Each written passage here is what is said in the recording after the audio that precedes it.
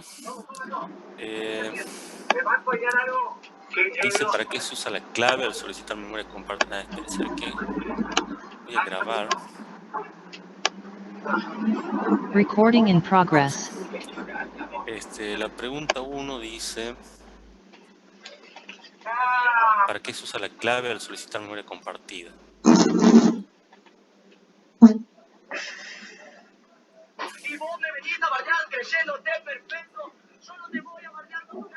Bien, este texto me resulta muy familiar. ¿De dónde lo sacó?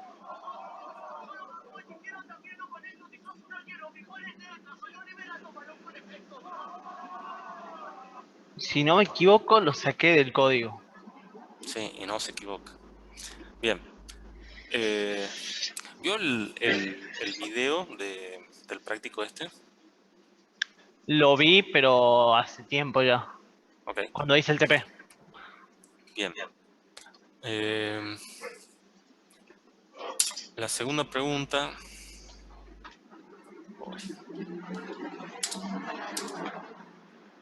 Dice: ¿qué contiene el segundo parámetro de la invocación a la llamada del sistema SHMGET? ¿En qué unidad de medida está expresado? ¿Cómo me complica esto? Entonces, el segundo parámetro es el tamaño de la memoria compartida, el tamaño solicitado, ¿sí? Lo que se pide. No es recién creada, sino es lo que se pide. Se está pidiendo. Entonces, no es recién creada, ¿sí? Tiene que ser mayor que 0, sí, por supuesto. La unidad en la que está expresada es bytes, está bien.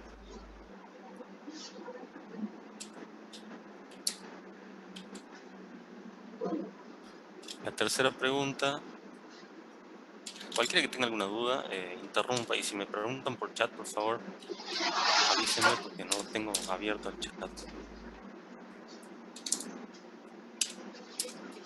¿Qué estoy haciendo aquí? Ahí está.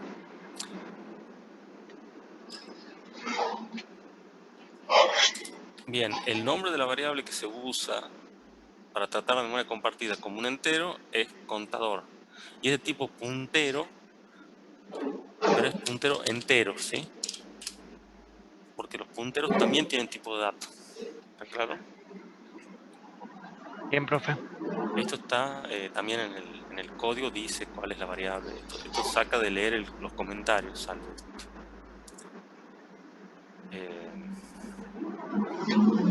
La 4 dice: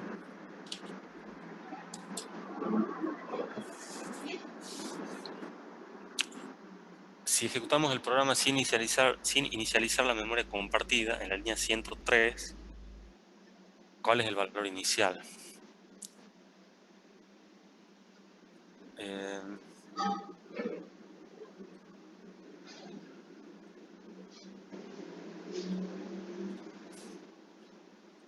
Es esta línea la que estamos hablando. Entonces, si uno comenta aquí, compila y ejecuta, se observa que lo mismo, como dice Gadiel, sigue valiendo 0, ¿sí? ¿Esto por qué será? ¿Alguien sabe por qué? A pesar de que no lo inicializamos, sigue valiendo 0.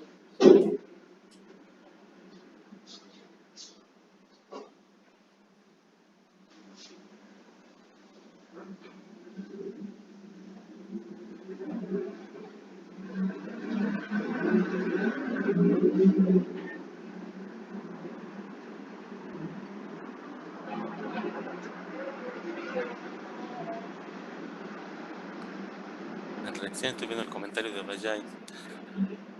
¿Por qué? Bueno, quizás, si me hacen acordar, esto es por seguridad. Espero acordarme cuando veamos el último punto y entonces discutimos discutimos el tema más en profundidad.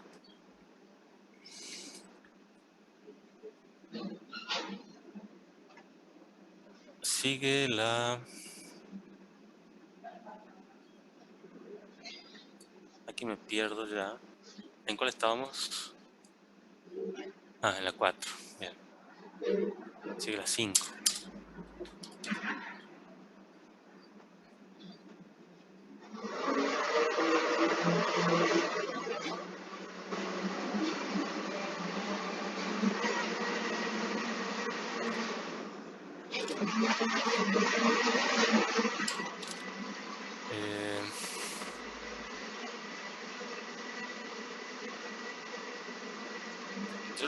Yo le diría aquí el valor que representa. Yo le diría que está mal, pero no lo veo tan claro. Yo le diría que es el número de hijos que se va creando. Sí, porque es lo que se presenta en el printf, es el i este, ¿sí? Que es la variable sobre la cual itera el lazo for. Entonces, a medida que va creando hijos, digamos que es el número de hijos. Así le pondría yo. Bien. Alguien vaya preparando por favor la máquina virtual para ejecutar este programa y ver las partes prácticas.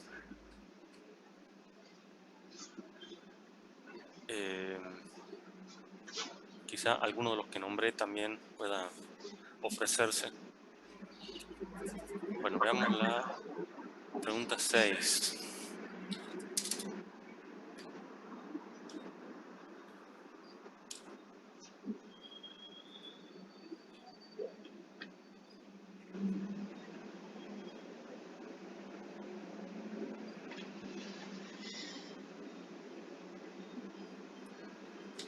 Esta ya es netamente práctica.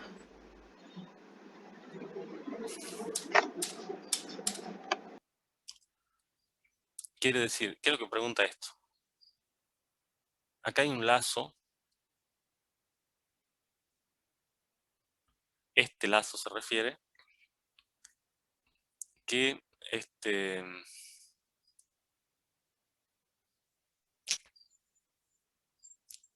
dice, estoy justo viendo en el chat, este lazo, ¿qué es lo que hace? Repite muchas veces una suma y una resta de 1, o sea, contador igual al contador más 1 y contador igual al contador menos 1 sobre la variable justamente compartida. Entonces, el ejecutar esto muchas veces, ¿debería cambiar el resultado de la ejecución? ¿Qué opinan? En teoría.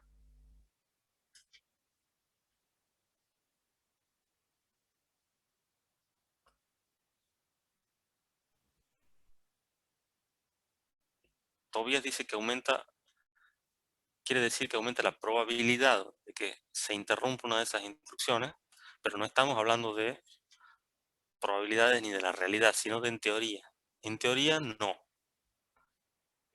Como dice Samuel. ¿Por qué? Porque si contador valía 25, aquí en la línea 127 va a valer 26 y en la línea 128 va a valer 25.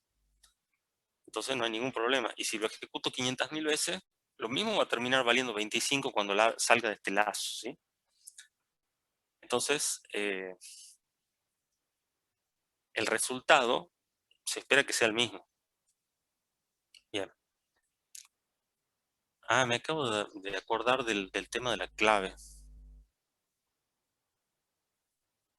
¿Qué pusimos aquí?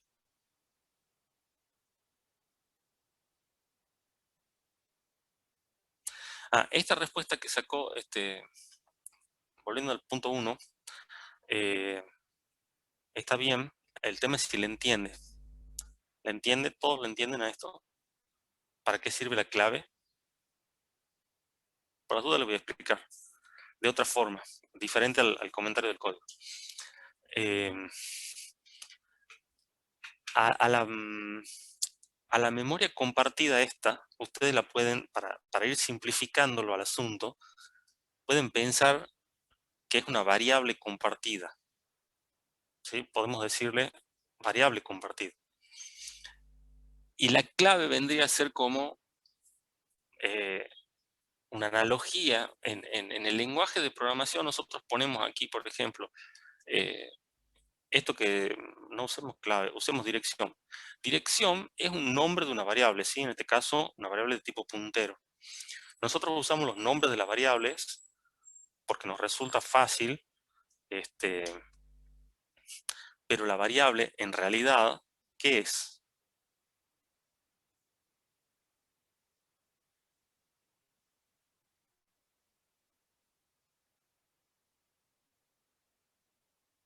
¿Un espacio de memoria, profe?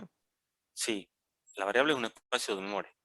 Entonces, cuando el código este se compila, este nombre no significa nada ya, ¿sí? Porque este nombre solamente lo usamos nosotros para que se nos haga más sencilla la tarea de programar.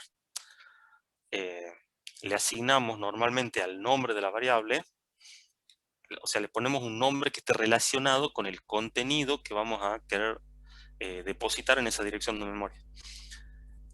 En este caso, podemos pensarlo que la clave también es como una especie de nombre de este espacio de memoria compartido, de esta variable.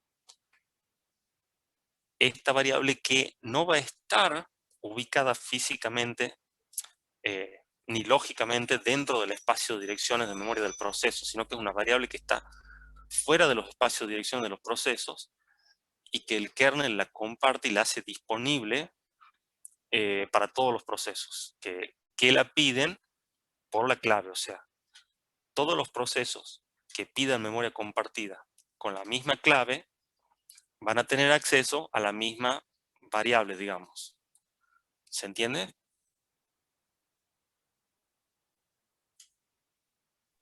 Sí, profe. Entonces nosotros podríamos, si quisiéramos, hacer que todas las variables de este programa, no todas, que muchas de las Profesor, variables de este disculpe, programa... ¿puede volver a Sí, explicar? sí. ¿Puede ser más específico? En cuanto a lo que estaba diciendo de la clave de compartir. Que la clave que usamos aquí, aquí está la explicación, ¿no? O Pero la variable. le ofrezco otra, ¿no? La clave. La clave nos asegura que todos los procesos que pidan memoria compartida con la misma clave van a acceder a la misma zona de memoria compartida, porque digámosle variable a la zona de memoria compartida. Todos los procesos que pidan memoria compartida con la misma clave van a acceder a la misma variable compartida. Esto es importante porque la memoria compartida se usa para comunicación entre procesos, entonces es importante, lo que se espera es que todos los procesos se comuniquen en la misma variable. Lo que se espera es que este campo contador, muchos procesos, perdón, esta variable que le llamamos contador al puntero, muchos procesos escriban en la misma zona de memoria ese número que es la cantidad de sillas, que representa la cantidad de sillas. Entonces, para eso, si todos los procesos piden la memoria compartida con la misma clave, todos los procesos van a tener esta variable, digamos, va a ser la misma y se van a poder comunicar a través de ella. No sé si les resolví la duda. Sí, profe, quedó claro ahora. Gracias. Ok. Varias de las variables que nosotros estamos usando acá podrían ser memoria compartida también, y habría que ir asignándole diferentes claves y diferentes grupos de procesos podrían intercomunicarse con otros utilizando diferentes variables compartidas y por lo tanto diferentes claves. Entonces ese es el propósito de la clave, y también les quería hacer ver la zona de memoria compartida como si fuera una variable.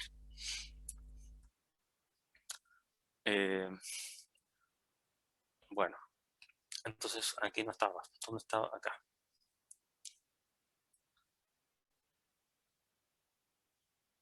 Bueno, entonces ya dijimos que la respuesta aquí sería no, ¿sí?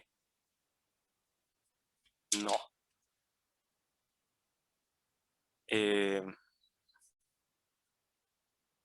Sin embargo, cuando lo ejecutemos vamos a ver que sí, por las razones que dice aquí Gadiel y los demás.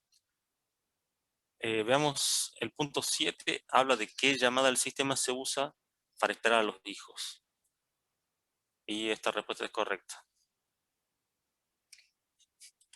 Y la pregunta 8 la vamos a ver mientras vemos la ejecución, ¿sí?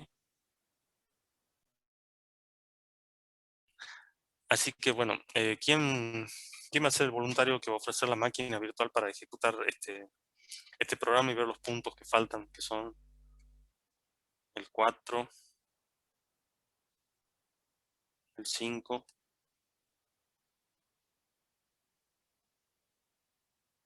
el 6 y el 8? Profe, si quieres yo puedo, pero no entiendo muy bien qué hace el programa. Bueno, vamos a verlo entonces. Tenga la lista, pero si no entiende, en el video, ya me olvidé, el video explica lo que hace el programa. A cualquiera le pregunto.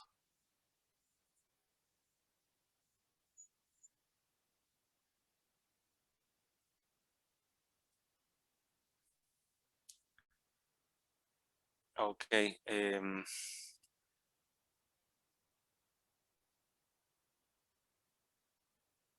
¿Y quién, no tome el nombre de quien se ofreció voluntariamente, de la voluntaria? Chao, profe, te nubes. Bien. ¿El primer nombre? Belén. Belén, ok. Belén, ¿vio el video? Sí, pero lo vi en junio, así que estoy como medio... Bien. Si le podría, no me alcanza el tiempo, digamos, para explicarle completamente, pero si tiene alguna pregunta más puntual, Lo eso que sí lo podríamos ver. no entendí tanto cuando cambiaban la última parte en el punto 8, como que Ah, esa fue bien. como que no entendía qué hacía porque pasaba de 0 a 2, después como que iba cambiando cada vez que lo ejecutaba y eso no entendía por qué iba cambiando distinto todo el tiempo. Eso sí lo vamos a ver ahora. Comparta, por favor.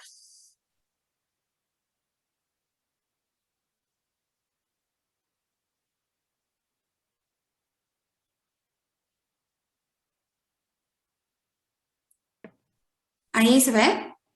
Sí, ahí se ve. Eh, Veamos el código, por favor. ¿El código? Sí, usa Gini, qué bien. Bien, veamos Creo que era de primero. la niña. Esto era lo que había que borrar. Habilítelo, por favor. Porque primero vamos a trabajar con como estaba antes, digamos. Esto ya es después del punto 8. Vamos a ver la ¿Ahí? línea. Sí, ahí está bien. Tipo cerca de la 100 creo que está. ¿A la alineación? Sí. Ahí es donde está el punto 4, ¿verdad? Sí, creo que sí, si no, ahí me fijo en el Word. Sí, ahí está bien. Ah, La 103. Bueno, ahí qué pasa si comentamos esto y ejecutamos, vemos que lo que se ve es que lo mismo entra ejecutando en 0. Coméntelo, por favor.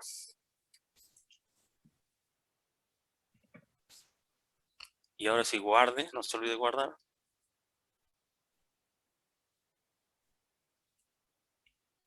Y compile y ejecute.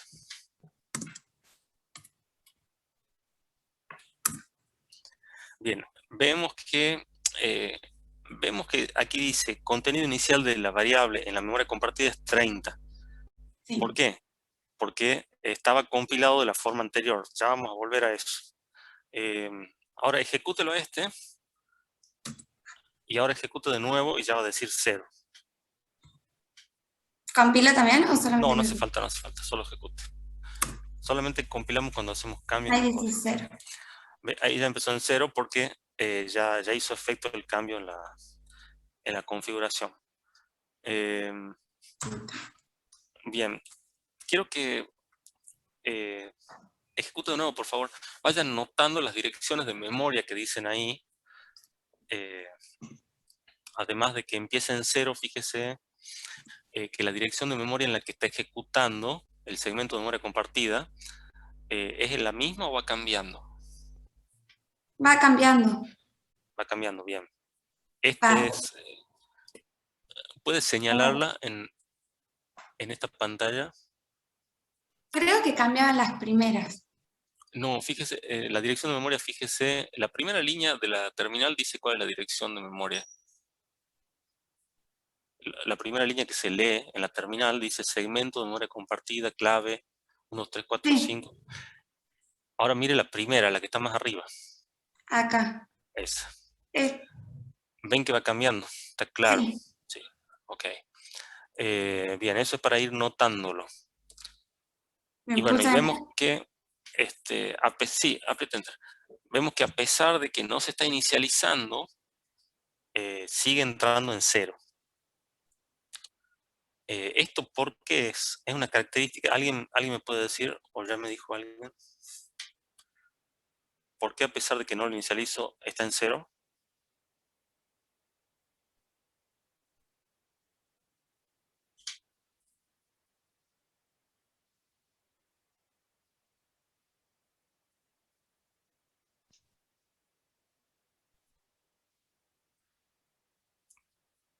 Tobías no le respondió. ¿A alguien se le prendió la lamparita? ¿Y eso no está en el video?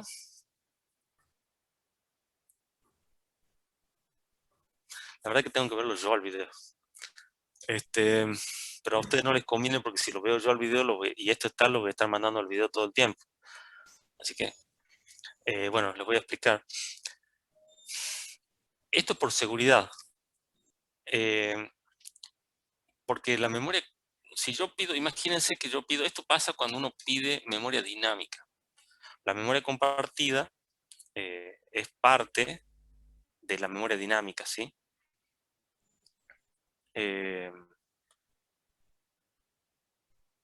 ¿Cuál es la memoria dinámica?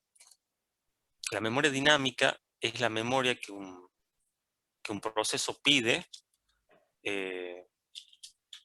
cuando ya está en ejecución.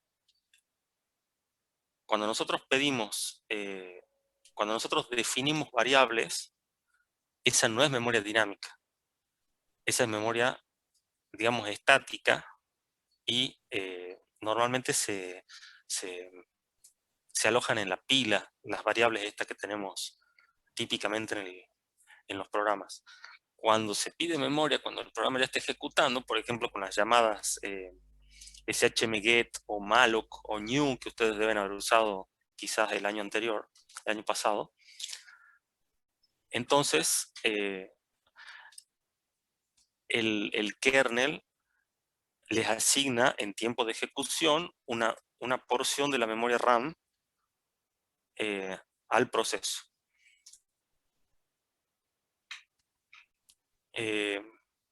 ¿Cuál es el tema de seguridad? Que los procesos, bueno, usan la memoria para trabajos internos. Por ejemplo, si ustedes tienen,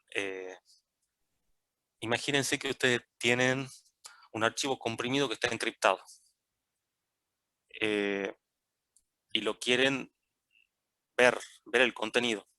Entonces ustedes ingresan la clave y la clave puede ir a parar a la memoria RAM. O sea, va a ir a parar a la memoria RAM. ¿Qué otra cosa puede pasar? El contenido del archivo, a medida que se desencripta, se va desencriptando y todo ese trabajo se hace en RAM. Entonces, si yo quisiera espiar a los otros procesos, yo podría pedir, a hacer mi proceso y empezar a pedir memoria dinámica, ¿sí? Ya sea compartida o simplemente memoria dinámica, y tratar de pedir la mayor cantidad de memoria posible. Y entonces podría empezar a ver las cosas que estuvieron haciendo los otros procesos, y si soy minucioso, qué sé yo, por ahí lo bajo en un archivo, y después me pongo a investigar, y capaz que encuentro claves, capaz que encuentro archivos que no debería haber visto. Ni hablar, o sea, no hace falta que sean encriptados, por ahí son archivos que ustedes abren, que son personales de ustedes y están en el disco rígido. Y ustedes lo copian de un lado para el otro y la copia pasa por la RAM. O lo abren para verlo y tiene que estar cargado en RAM el archivo para verlo. Entonces no es que esté encriptado, sino que simplemente yo no lo puedo acceder porque no tengo los permisos del sistema de archivos para ver los archivos esos.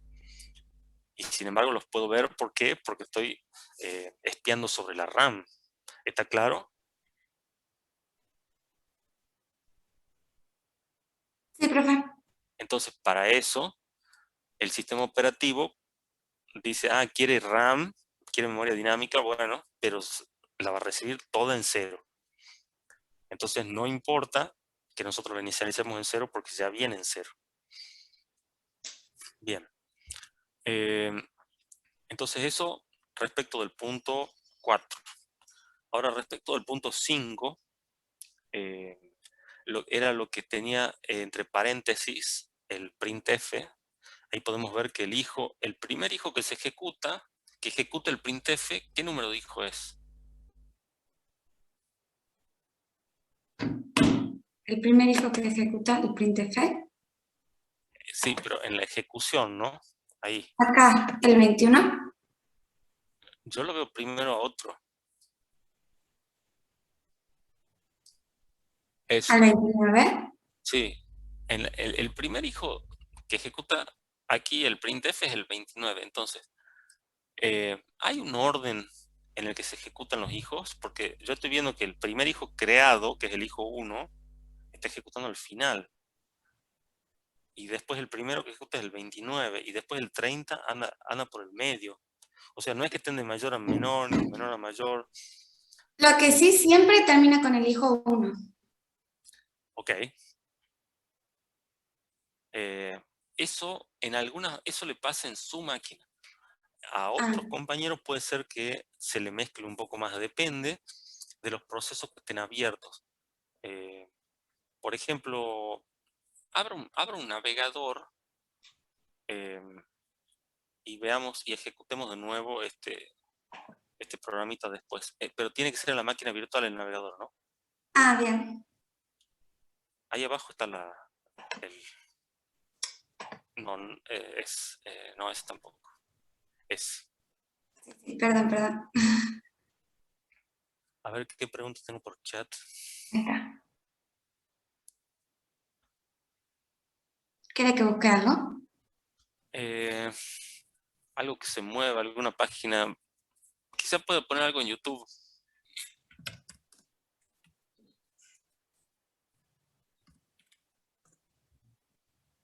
O no tiene internet. Estamos listos. Bueno, olvidémonos de esta prueba. Porque va a ser mucho más tiempo del que tenemos conectar a internet a la máquina. Veamos qué dice Tobías. Si un proceso quiere acceder a una memoria compartida recientemente usada, la inicializa en 0. El kernel, o sea, si el segmento de memoria compartida está liberado, ya es parte de la RAM libre. Y sí, se inicializa en 0.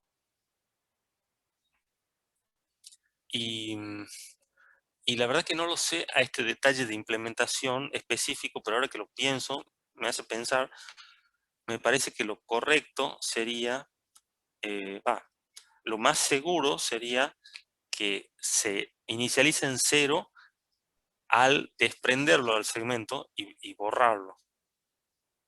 No cuando se lo asigna, sino cuando se desasigna.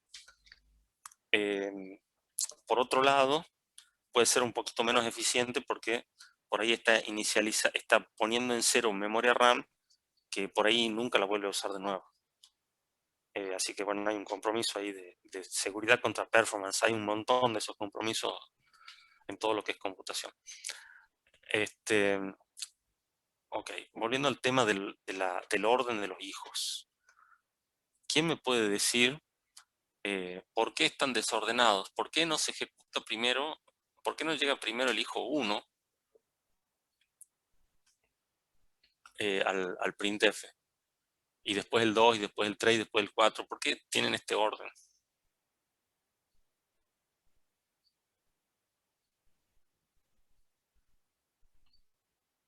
¿O quién decide el orden en el que se ejecutan?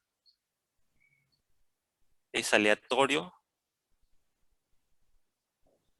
¿El planificador? Bien, el planificador. El planificador es el que determina el orden. Para nosotros es como si fuera aleatorio, pero no es aleatorio, es el planificador. Pero cuando nosotros programamos, nosotros lo podemos considerar aleatorio porque nosotros nunca vamos a saber qué es lo que está calculando, controlando, qué criterios tiene el planificador. Pueden ser diferentes de máquina a máquina, de sistema operativo, puede que el usuario modifique algo. Entonces nosotros tenemos que pensar que el orden en el que se van a ejecutar es aleatorio. Esto nos permite ver algo que quizás ya vimos antes en el trabajo práctico de planificación, ¿sí? Cómo se ejecutan desordenados. Y otra cosa interesante de ver aquí es que los primeros 3 hijos, ¿qué tienen en común? El contenido de la variable compartida es 0. Sí, eso también ya va, en algunos casos, por ahí algunos de sus compañeros no lo van a ver igual a esto, capaz que a ellos se les presenta todos los printf con un número diferente. En este caso en particular ya nos está anunciando la condición de carrera, porque el printf es parte de uno de los resultados que nosotros esperamos. Nosotros esperamos que aquí esto vaya creciendo de 1 el printf. Entonces, aquí ya estamos viendo un indicio de la condición de carrera, porque ¿qué quiere decir? Que el hijo 29, el 16 y el 13, todos llegaron al printf, pero el anterior no llegó a modificar la variable compartida. Es decir, aquí el hijo 29 llegó al printf, pero no llegó a hacer el incremento de la variable. Y el hijo 16 llegó al printf, pero tampoco le incrementó la variable. Y el hijo 13 llegó al printf y ese sí puedo ver que le incrementó porque ya el 21 la tienen 1. Y por aquí debe haber un salto. ¿A dónde está el salto? Donde se aplican los 3 primeros. Acá que se incrementa en 1. No, pero faltan 3. O sea, ahí ya tendría que decir un 3 por lo menos. En el 11 dice su compañero. En el 24. El hijo 11, en el 24. Bien. Acá. Claro, ahí después del hijo 4, después del hijo 4 se ve que entran el 29, el 16 y el 13 y ya corrige el número. ¿Sí? Entonces, fíjense en cómo el planificador, y esto va a la pregunta original que era de Franco, ¿puede ser?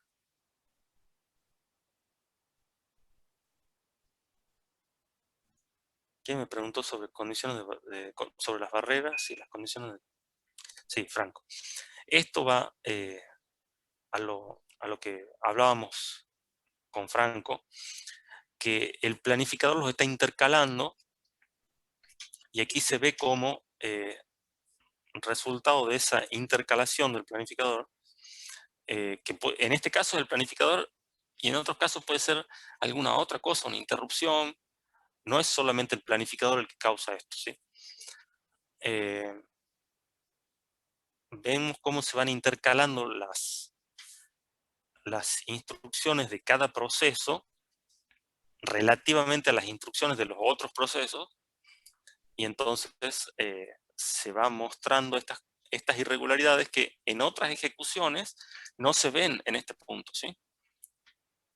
Entonces ahora, por favor, Belén, vaya al código y habilite el lazo ese que está en las líneas 130 y pico, creo que era. Al contador déjelo comentado. Eso lo vamos a Bien. necesitar después. Total, sabemos que lo inicializa en 0, así que déjelo comentado. Ahí se lo pasó a la software. Un poquito más arriba. Más. Ahí, ese es el Acá. lazo. Entonces, habilitando esta parte, como ya nos anticiparon por chat los compañeros, lo que se busca es aumentar la probabilidad de que sucedan las condiciones de carrera. ¿De qué manera? Aumentando la concurrencia, es decir, haciendo que los procesos utilicen mucho más la sección crítica. Y aquí vemos el resultado. Fíjese que esta vez no terminó el hijo 1, ¿sí? Tiene Sí. otro orden. Quizás si lo ejecuta de nuevo, se mantenga el orden este también. O algo parecido. No, aquí ya No. cambia. Porque hay muchas más instrucciones. Entonces, el planificador trabaja, corta, intercala de otra forma. Entonces, no hay ninguna garantía sobre el orden en el que se ejecutan los procesos en un sistema, ¿sí? Aquí ya tiene que quedar muy claro. Y bueno, y aquí estamos viendo que a usted esta ejecución le dio en 30. O sea, le dio bien el resultado. El anterior no. Sí, quedan 31. Veamos, ejecuto de nuevo a ver qué nos da. 33. Aquí dependiendo dependiendo de las condiciones de la máquina, de qué otros procesos estén abiertos, aquí le puede dar un valor así grande, como decir millones, o negativo en millones. Bueno, y vean que aquí tienen que notar, quizá este número 33 es de los peores, porque es más lindo cuando le da una falla grande y uno dice, ¿qué pasó? Porque 33 capaz que uno se tiente a decir, bueno, no le erra por tanto, anda más o menos bien, no, tiene que quedar perfecto. Imagínense que hacen un sistema para un banco que cuenta dinero, y ¿qué es lo que va a pasar? Por ahí, cuando ustedes lo prueben al sistema, lo van a probar con muy baja concurrencia, entonces en la máquina de ustedes va a andar perfecto. Y después cuando hagan las pruebas, las primeras pruebas ya en el sitio, en el banco, va a tener baja concurrencia, así que probablemente también ande perfecto. ¿Y cuándo va a empezar a fallar? Y nadie sabe. Cuando la concurrencia sea suficiente, o por ahí tiene la suerte esa de una en 100.000 millones que con muy baja concurrencia le pega y falla. Eso sería suerte, porque haría que usted se dé cuenta del error en los momentos tempranos del desarrollo del software. ¿Y qué es mala suerte? Y mala suerte es que el sistema funcione bien por 5 años y de repente en el año 6 haya la concurrencia suficiente, o simplemente le toque la lotería y falle.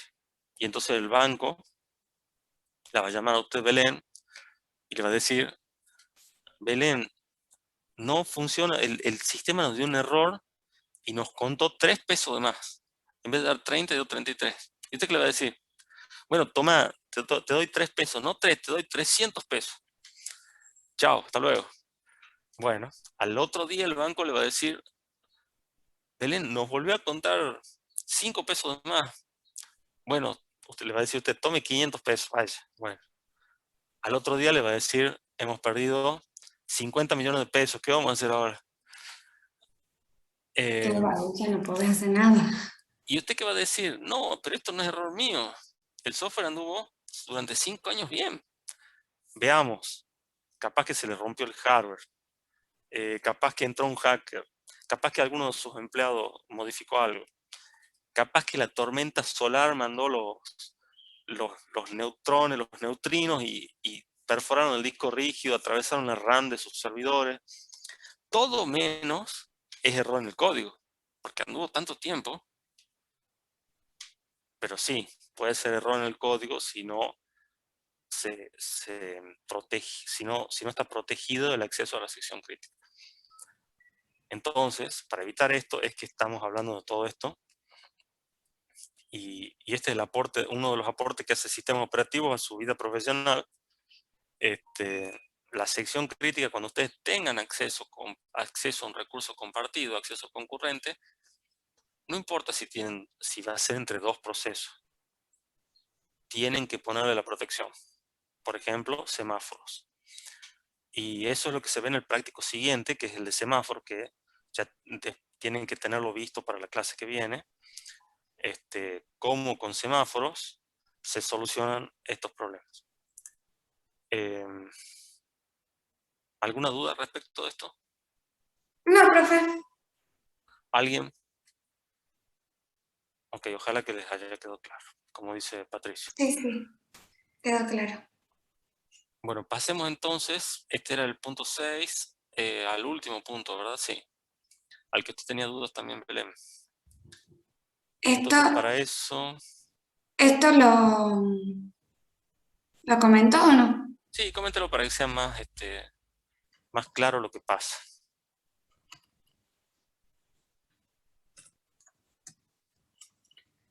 Era la línea 196, ¿o no? Sí, casi al final de todo. Quédese ahí un momento. Le voy a contar lo que hace esto. Esa llamada al sistema que dice SHMSTL, que la tenía seleccionada. Sí.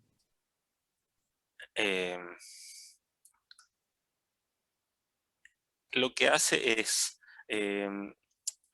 configurar o darle instrucciones al kernel de cómo queremos que se trabaje con este segmento de memoria compartida.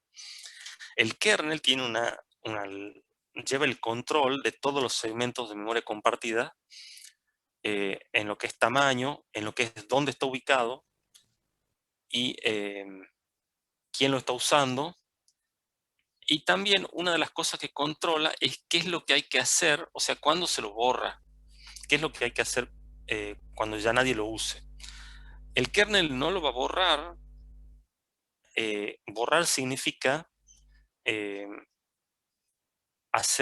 devolver la memoria que está en el segmento ese a la memoria libre del sistema para que pueda ser utilizada para otra cosa.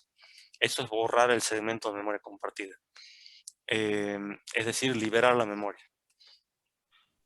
Entonces, esta instrucción particular le dice, le pide al kernel, por favor, al segmento de memoria identificado por el contenido de la variable shmid, aplicarle la bandera IPC RMID. ¿Qué hace esta bandera? Esta bandera dice que este segmento debe ser eliminado cuando sea liberado por el último proceso que lo está usando. Es decir, cuando ya no haya ningún proceso que esté usando este segmento de memoria compartida, el kernel lo va a borrar.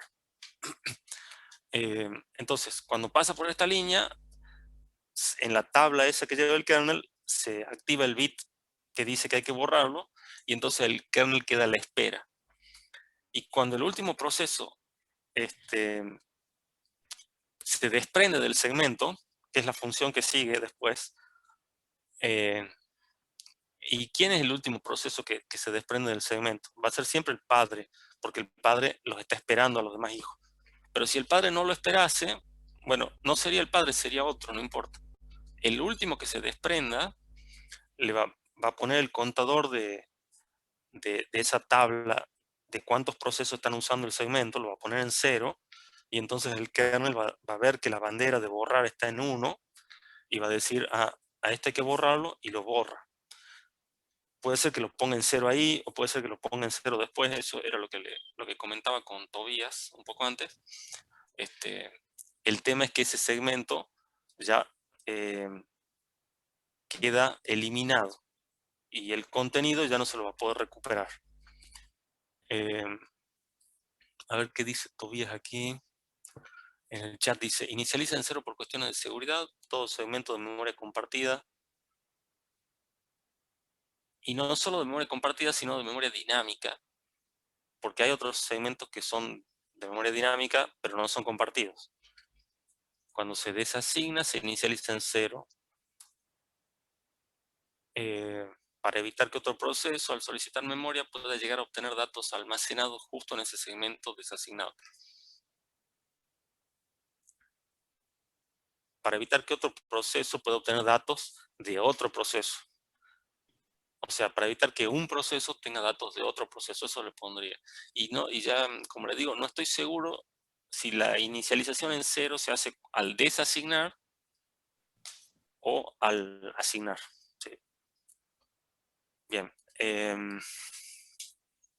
¿Qué opina Belén de lo que le comento? ¿Le resuelve la duda o sigue teniendo? No, sí, me lo resuelve, porque no sabía muy bien qué hacía esto.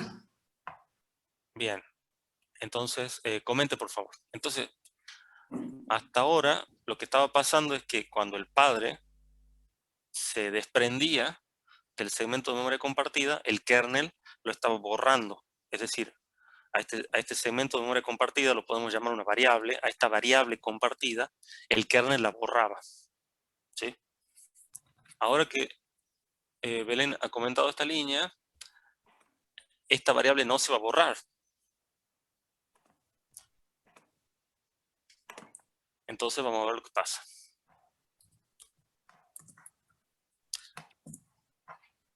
Espera ahí, por favor. El contenido inicial ahora es 0. ¿Pero cómo? Se borró. Sí, se borró porque la ejecución anterior, el kernel tenía las instrucciones de borrarlo cuando se desprende el último proceso. Entonces, está bien que se haya borrado. Sigamos viendo el tema de la dirección de memoria en la que se asigna el segmento también. Eso es lo último que tenemos que considerar. Bien, esta ejecución anduvo y ahora tenemos 30 en la variable compartida. Ahora cuando se ejecute de nuevo, ¿qué opinan? Antes de ejecutar, ¿cuál va a ser el valor con el que va a entrar la variable compartida? Cuando se ejecute el programa, el valor inicial. Y con el valor del padre. El valor no es el valor del padre, sino es el valor que tiene ahora, que es 30, sí. Porque la ¿Correcto? variable, sí, la variable no es de uno de estos procesos, ¿sí? La variable es una variable compartida, pero no digamos que es de un proceso en particular. Bien. Si bien es cierto que el padre es el que la pide, la genera y la gestiona, ¿no? Bien, entonces ahí se ve claramente. ¿Qué pasa con la dirección de memoria compartida? ¿Es la misma o cambia? Cambia. Sigue cambiando, bueno. Sin embargo, el contenido se mantiene, ¿sí? Ejecute una vez más, por favor. Hágale llegar a 60, 90, para que veamos que funciona. Ahí ¿Sigue está. cambiando la dirección de memoria? Sí. Bien, ahí está en 90, ¿sí? Entonces, ¿está claro lo que pasa con la variable compartida? Que no se borra. Sí. Bien, aquí Tobías está diciendo y después se desdice. ¿Por qué, Tobías? ¿Cuál es el conflicto?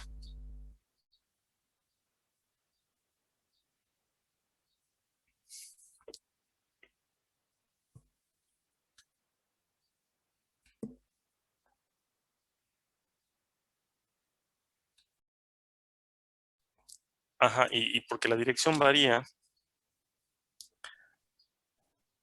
¿Qué es lo que interpreta de eso? ¿Qué es lo que interpretan del hecho de que el valor de la variable compartida se siga conservando, pero la dirección de memoria que estamos viendo acá va cambiando? ¿Qué quiere decir eso?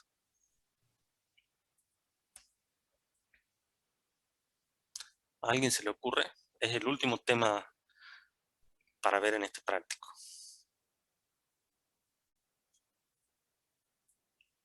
La variable compartida esta es una dirección de memoria. Es una posición de memoria, digamos. Es un grupo de celdas de memoria RAM. Ahora, en ese grupo, en esas celdas, en esa posición de RAM, se guarda un valor. Pero lo que me está diciendo aquí el programa es que la dirección de memoria va cambiando. ¿Qué es lo que está pasando?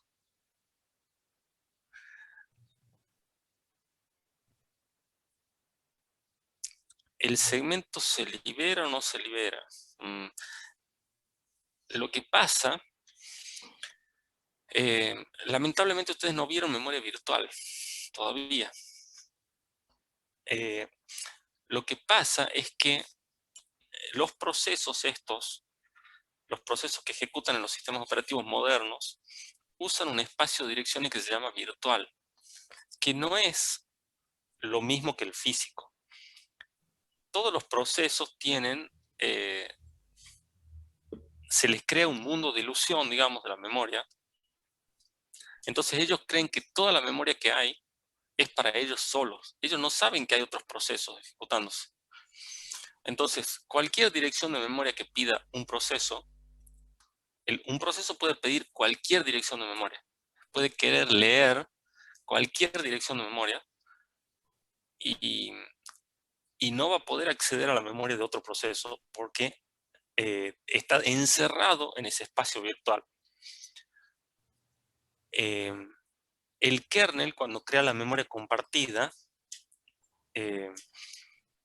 destina una zona de memoria física que tiene una dirección física que no es la dirección que están viendo acá. Y la máquina hace una traducción de las memorias físicas a las virtuales. Todo el tiempo está haciendo una traducción para poder hacer la correlación entre esos dos mundos, entre el virtual y el físico. Entonces, la memoria RAM, la física de la variable esta compartida, sigue siendo siempre la misma.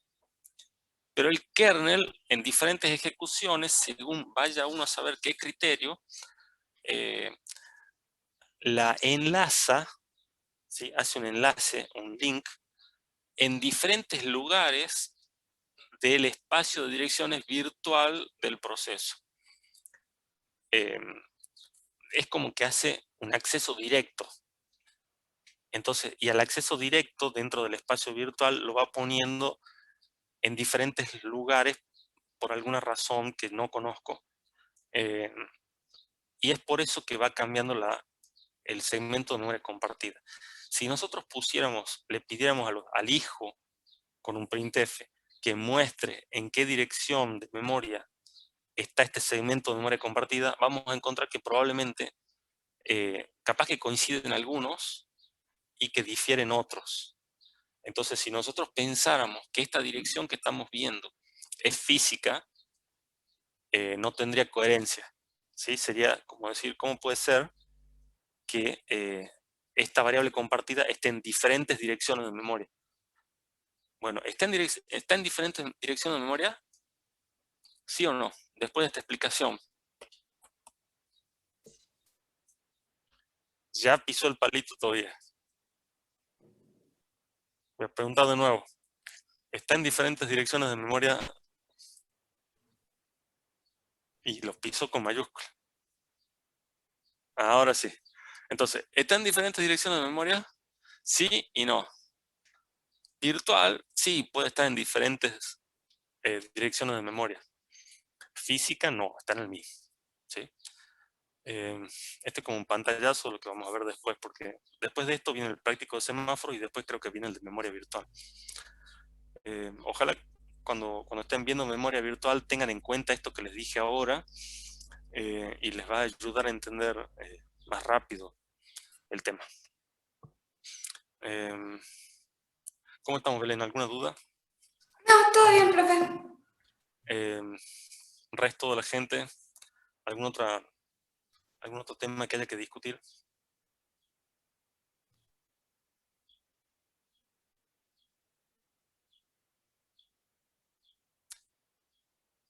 Entonces, como dice Tobías, cuando nosotros comentamos esa línea de configuración de SHMCTL, vuelva por favor al código, Belén.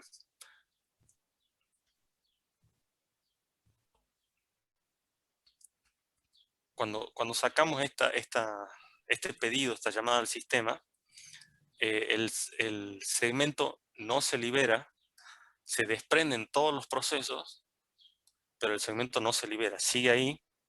Entonces, cuando viene otro proceso y se engancha de nuevo, usando la misma clave, por supuesto, entonces vuelve a tener acceso a esa zona de memoria que no está inicializada porque el segmento no se ha desprendido. Entonces conserva el valor. Entonces esta es una forma de hacer, visto desde otro punto de vista, es una forma de hacer variables globales,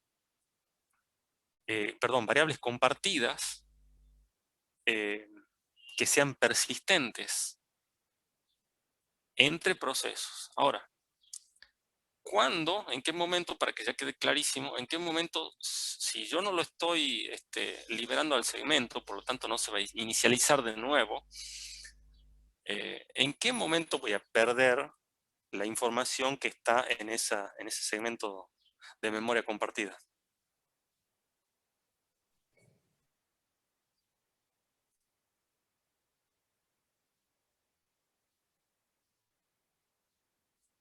Porque yo no la estoy perdiendo. Ven que ejecuto procesos, los procesos se desprenden, después se asignan de nuevo, lo piden de nuevo y se vuelven a... No, Ignacio, justamente cuando solicito de nuevo con la misma clave, esto es lo que está pasando ahora. Los procesos vuelven a solicitar con la misma clave y se vuelven a enganchar en el mismo segmento y el valor se conserva, no se ha perdido. Entonces, mientras no se habilite, mientras no se haga el pedido que se está mostrando en la línea 195, el valor ese se va a conservar a lo que haya ahí adentro. Entonces, yo no lo voy a habilitar de nuevo al pedido. ¿Cuándo voy a perder la información?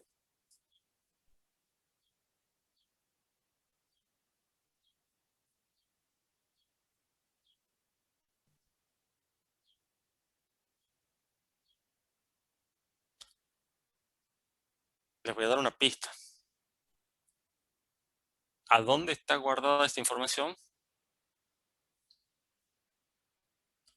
En la RAM. Bien.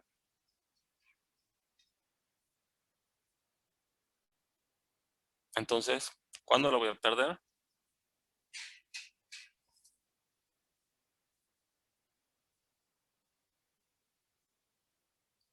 Bien. Es bueno saber que están atentos. Cuando se apague la máquina o reinicie, ahí se pierde la información esa. Para ser más estrictos, después de apagada la máquina, la memoria RAM sigue manteniendo la información por un cierto tiempo. Pero eso sirve, es un dato, digamos, de informática forense. O sea, ustedes tienen que saber que las celdas de memoria RAM conservan la información y por ahí se puede, si tiene herramientas espectaculares, puede llegar a recuperar la información que hay en una en una máquina que ha sido apagada ahí dentro de segundos, ¿sí? Ni hablar de una máquina reiniciada, porque la reiniciada en realidad, si yo reinicio la máquina, el contenido va a estar ahí. Entonces, si yo la reinicio, ustedes, por ejemplo, tienen información confidencial y la reinician a la máquina porque vienen a querer robarle la información, y yo podría tomar el control físico de la máquina, usar un sistema operativo o no usar sistema operativo y volcar directamente el contenido de la RAM a un medio tipo pendrive, qué sé yo. Sí va a estar esa información en la RAM. ¿Está claro? Sí, Entonces, Sí. ¿cómo nos aseguramos de que la RAM pierda, de borrar la información de la RAM? Es sobreescribiéndola o apagando la máquina, y después de un cierto tiempo, que no sé la verdad cuánto es, se va degradando. Lo que es el 0 y el 1 son voltajes, y se van perdiendo de a poquito, y entonces en cierto punto ya no, en algunas celdas de memoria antes que en otras, van perdiendo a diferentes velocidades, digamos, la tensión. No es homogéneo, entonces se va empezando a haber corrupción de datos paulatinamente en diversos sectores de la RAM, hasta que llega al nivel en que son todos ceros, digamos. Ok. Listo, con eso terminamos la clase, gente. Espero que les vaya bien mañana. Recuerden que es a las 10, no entren tarde. Gracias, Belén.